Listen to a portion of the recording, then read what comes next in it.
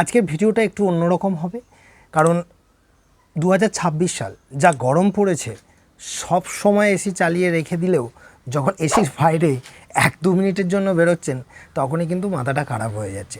তাই আজকের দিনে দাঁড়িয়ে এখনও যেসব জেনারেশান বা যে সমস্ত নতুন প্রজন্ম তারা আবার জায়গা কিনছে, বাড়ি করবে বলে ভাবছে, 26, 27, 28, 30, 35, 34, 40 বছর পর্যন্ত যেসব মানুষরা টাকা জমিয়ে জায়গা কিনে নিজেদের ফিউচারকে সেটেল করার কথা ভাবছেন, একটা কথা তাদের জন্য এই ভিডিওটা খুব গুরুত্বপূর্ণ। তার কারণ এমন জায়গা কিনুন যে জায়গাটা অন্তত একটু লম্বাটে হোক, মানে ধরুন জায়গাটা 30 ফুট চওড়া আর লম্বায় 60 ফুট কি 70 ফুট।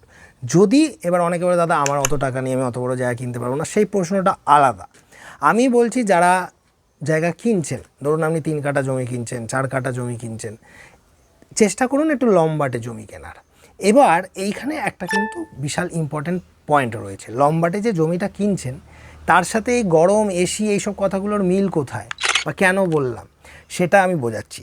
তার প্রথম কারণ হচ্ছে সবসময় প্ল্যানিংটা এমনভাবে করতে হবে, আমার ইঞ্জিনিয়ার হিসাবে এটা বলা কর্তব্য, যে পশ্চিম দিক সূর্য যখনই আপনার তীব্রতা তার দিচ্ছে তখন কিন্তু তেতে গরম করে দিচ্ছে। তাই আমরা সবসময় এমনভাবেই করব যে বিল্ডিংটাকে বানানোর পরেও, ধরুন আমি একটা 2 BHK বাড়ি বানাবো, ডুপ্লেক্স বাড়ি বানাবো, 1000 স্কোয়ার ফিটের বাড়ি বানাবো কি 900 স্কোয়ার ফিটের বাড়ি বানাবো, 30x30 কি 28x35-এর একটা জায়গা নিচ্ছি, তারপর বাকি 70 ফুটের বাকি 35 ফুটটা 30 ফুটটা আমি পশ্চিম দিকে ফাঁকা রেখে সেদিকটা আমি গার্ডেন করব।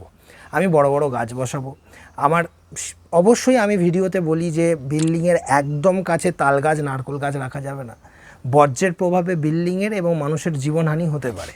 কিন্তু বিল্ডিং থেকে 10 ফুট ছেড়ে দিয়ে তারপর বাকি 20 ফুটের মধ্যে বড় বড় বৃক্ষজাতীয় গাছ, যেমন আম গাছ বা জাম গাছ, লিচু গাছ, এগুলো আপনারা বসাতে পারেন। এবং সেই গাছের যে ছাওয়াটা যখন ডাইরেক্ট রোদটা পড়বে, বট গাছ, হ্যাঁ, বকুল গাছ, এরা কি করে, সেই যে ছাওয়াটা দেবে সেটা কিন্তু ওই রোদের তীব্রতাটাকে দেয়ালে ঠেকতে দেবে না।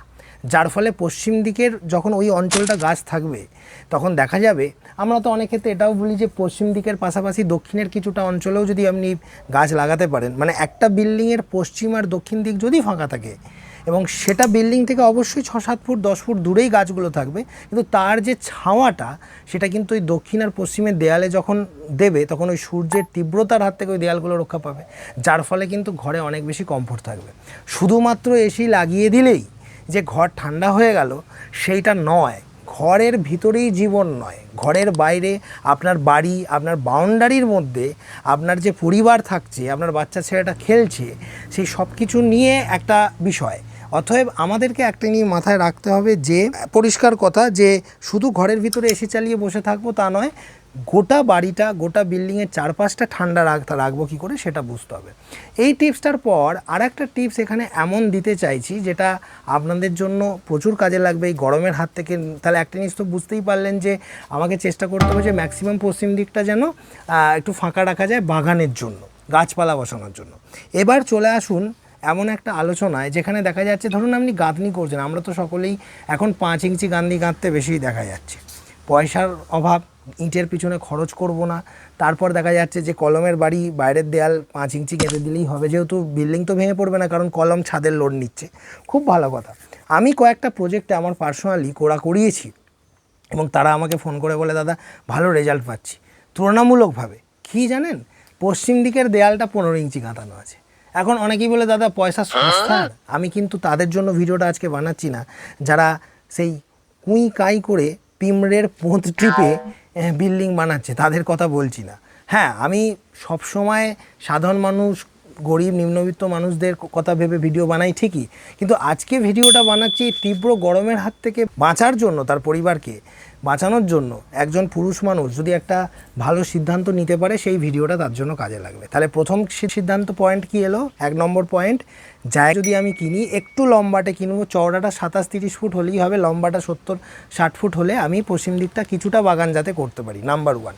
নাম্বার 2 পয়েন্টে আমি কি এলাম, নাম্বার 2 পয়েন্টে এটাই এলাম যে আমি পশ্চিম দিকের দেয়ালটা যদি 15 ইঞ্চি গাঁথি, সেই হিসাব করে যদি আমি কনস্ট্রাকশনটা আমার যে ইঞ্জিনিয়ার বা আর্কিটেক্টকে দিয়ে বানাই, তাহলেও কিন্তু দেখা যাচ্ছে যে আমি অনেক বেশি পশ্চিমের দেয়ালটা মানে পশ্চিম দিকে যে ঘরগুলো পড়বে সেগুলো কিন্তু অতটা গরম হবে না। নাম্বার 3 নম্বর পয়েন্ট, আমি এরকম কয়েকটা প্ল্যান এমন করেছি যেটা শুধুমাত্র পশ্চিম দিকের গরমকে বাঁচানোর জন্যই। যেখানে দেখা যাচ্ছে যে উত্তর পশ্চিম দিক তো আমি এমনি বলি বায়ুকোণ, তো সেখানে আমরা বাথরুম দিয়ে দিই। তো বাথরুমের তো এমনি সবসময় স্নান হচ্ছে, ধরুন সবসময় একটা জলজ ব্যাপার রয়েছে, সেখানটা ঠান্ডাই থাকে। কিন্তু আমি যদি দক্ষিণ পশ্চিম দিকটার কথা ভাবি বা পশ্চিমের মাঝখানটার কথা ভাবি, সেখানে যদি কোনো ঘর বাই চান্স কারো প্ল্যানে থাকে, তাহলে আমি বলবো যে সেই ঘরটার সামনে একটা ব্যালকনি কিন্তু থাকা অনিবার্য যদি কেউ প্ল্যান বানায়। আমি এরকম কয়েকটা প্ল্যানে স্পেশালি পশ্চিম দিকের গরমের কথা ভেবে বানিয়েছি, এবং সেটা আমার কাস্টমাররা আমার সাথে সহমত পোষণ করেছে পরে বিল্ডিং হয়ে যাওয়ার পর, যে দাদা আপনার ওই চিন্তাভাবনা থেকে আমরা যে বাড়িটা বানিয়েছি খুব কমফোর্ট। কারণ আমি আমার বন্ধুর বাড়িতে গিয়ে দেখলাম পশ্চিমের ঘরে টেকা যাচ্ছে না, কিন্তু আমার ঘরের সামনে ব্যালকনি, তারপর ঘরটা তার পিছনে, মানে ধরুন সামনে একটা 4-5 ফুটের ব্যালকনি, তারপর আমার ঘরটা রয়েছে, এবং পশ্চিমের রোদটা ডাইরেক্ট, হয়তো তার বাগান করারও জায়গা নেই, তার জন্য ব্যালকনি পেরিয়ে যে ঘরের দেয়ালটা পড়ছে, ঘরটা কিন্তু ঠান্ডা হয়ে যাচ্ছে। তাহলে এই 3টে পয়েন্ট আপনারা কি আগে খেয়াল করেছিলেন বাড়ি করার আগে? তো সেই বিষয়টা আপনারা মাথায় রাখুন। এবার চলে আসি, দেখুন কনস্ট্রাকশানের যে আরও কিছু বিষয় থাকে, যেমন ধরুন এই প্রচণ্ড গরমে সবথেকে বেশি গরম লাগে ক্রস ভেন্টিলেশন না হলে। ক্রস ভেন্টিলেশন কাকে বলে? ক্রস ভেন্টিলেশন হচ্ছে, ধরুন আপনাকে যদি বোঝাই, আপনি বাসে করে কোথাও যাচ্ছেন বা গাড়ি করে কোথাও যাচ্ছেন, এখন গাড়ির সিটে বসে রয়েছেন, গাড়ির একদিকের জানলা খোলা, তাও মনে হচ্ছে হাওয়া পাচ্ছে না, হয় না আপনারা কারো রিলেট করতে পারছেন হয়তো। এবার যখনই দেখলেন যে একদিকে জানলা ফুল খোলা আছে, তাও আপনি হাওয়া পাচ্ছেন না, তখন দেখা যাচ্ছে আরেক দিকের জানলাটা যেই নামিয়ে দিলেন, তখন যে ফুরফুরে হাওয়া, কুড়কুড়ে হাওয়া আপনি কিন্তু পাচ্ছেন। অনেকে বলে দাদা এগুলো কী ধরনের হাওয়া, এগুলো একটু গুগলে দেখুন। তো যাই হোক, তো এই হাওয়াগুলো আপনি পাচ্ছেন ক্রস ভেন্টিলেশনের জন্য। এখন ম্যাক্সিমাম ইঞ্জিনিয়ার যারা বাড়ির প্ল্যান দেয়, তারা অ্যাকচুয়ালি দেখা যায় এই আর্কিটেকচারাল বিষয়বস্তুগুলো জানেই না। বিশেষ করে দেখা যায় যারা ইঞ্জিনিয়ার, যারা আর্কিটেক্টের এই প্যারামিটারগুলো ফলো না করে প্ল্যান দেয়, তাদের জন্য এই ভিডিওটা ইম্পর্টেন্ট। এবং সেই সমস্ত সাধারণ মানুষগুলো যারা স্পেশালি এই পয়েন্টগুলোকে মাথায় রাখবেন, ওই জন্য অনেক আর্কিটেকচারাল বিল্ডিংয়ে দেখা যায় পার্টিকুলার একটা ঘরকে দেখা যাবে সেটা এমন একটা ঘর যেখানে ছেলেপুলেরা পড়াশোনা করবে বা গেস্ট আসবে বা গান বাজনা হবে, এরকম একটা ঘর, সেটাকে সিঙ্গেলভাবে মেন বিল্ডিংয়ের প্ল্যান থেকে হালকা বার করে দেওয়া রয়েছে। এই ক্রস ভেন্টিলেশনের পয়েন্ট মাথায় রেখে তার দুদিকে দুটো জানলা দিয়ে দেওয়া রয়েছে, মানে দেখা যাচ্ছে ডান দিকে এবং বাঁ দিকে জানলা, এবং সেই জানলা খুলে দিলেই ভিতরে দেখা যাবে গান বাজনা হয় বা একটু গল্প হয়, মানে হয় না লাইব্রেরি, পড়াশোনা হয়, সেই ঘর কিন্তু বিশাল আরামদায়ক। এরকম ক্রস ভেন্টিলেশনের কথা মাথায় রেখে আমরা ডাইনিং ডিজাইন করি। ডাইনিংয়ের পূর্ব দিকে জানলা দিই, পশ্চিম দিকে জানলা দিই, সেই জানলা দিয়ে হাওয়া পূর্ব থেকে ঢুকে পশ্চিমে বেরিয়ে যায়, ঘর অনেক ঠান্ডা থাকে।